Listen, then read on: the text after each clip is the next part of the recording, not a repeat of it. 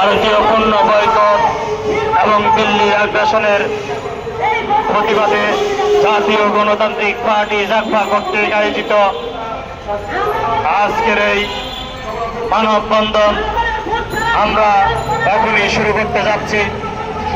আজকের এই মানববন্ধনে প্রধান অতিথি হিসাবে উপস্থিত থাকবেন আধিপত্যবাদী বিরোধী সংগ্রামের মহানায়ক, সাবেক মৃত্যুঞ্জয়ী ছাত্র নেতা,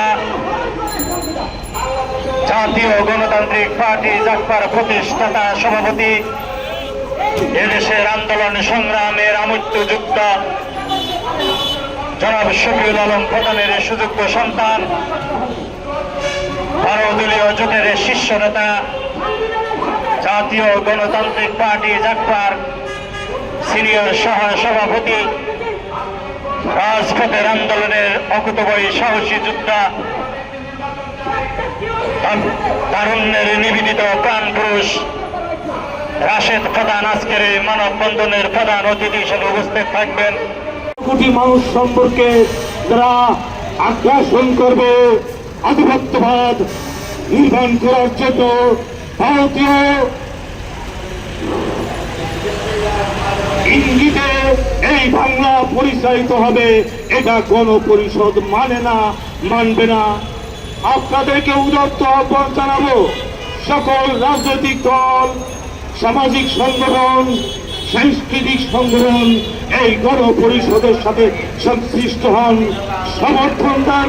আমরা যেন এই বাংলায় একটি নিরপেক্ষ সুন্দর সংবিধান গঠন করতে পারি। সেই গঠন করার ক্ষেত্রে আরো নেতৃত্ব আসবে। বক্তব্য দিলে বাংলাদেশ সহ সারা বিশ্বের মানচিত্রের সকল দেশের প্রতি জাতিসংঘ সহ সবাই কাছে আমরা আহ্বান জানাবো, এই বাংলাদেশের সংবিধান সংশোধন, সংবিধান স্পষ্টতা করতে হবে, পরিষ্কার করতে হবে এবং পরিষদের নির্বাচনের মধ্য দিয়ে এই সংবিধান গঠন করার উদাত্ত আহ্বান জানিয়ে আমি আমার বক্তব্য শেষ করছি। বিজয়ের পথযাত্রা শুরু, জীবন অথবা মৃত্যু। আসসালামু আলাইকুম। সকল পণ্য বর্জন করুন। ভারতের সকল পণ্য বর্জন করা ছাড়া আমাদের এই যে আন্দোলন সংগ্রাম, এই আন্দোলন সংগ্রামকে এই ভারত অগণতান্ত্রিকভাবে, নৈরাজ্যিকভাবে ব্যর্থ করে দিতে পারে। আপনারা কিছুদিন আগে একটা নির্বাচন দেখেছেন, সেই নির্বাচনে জনগণ অংশগ্রহণ করে নাই।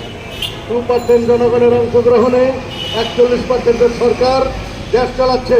হাস্যকর এই সরকার এবং এককভাবে এই পুরো সরকারের মধ্যে শুধুমাত্র আওয়ামী লীগ। আমাদের এখানে বক্তব্য রাখবেন নির্মাণ শ্রমিক সংগ্রাম পরিষদের সংগ্রামী সভাপতি ইঞ্জিনিয়ার মোহাম্মদ ওসমান গনি। বক্তব্য রাখবেন জাতীয় নেতৃবৃন্দ এবং এই সভায় সভাপতিত্ব করবেন আব্দুল মোনেম। আমি আব্দুল মোনেমকে অনুরোধ করব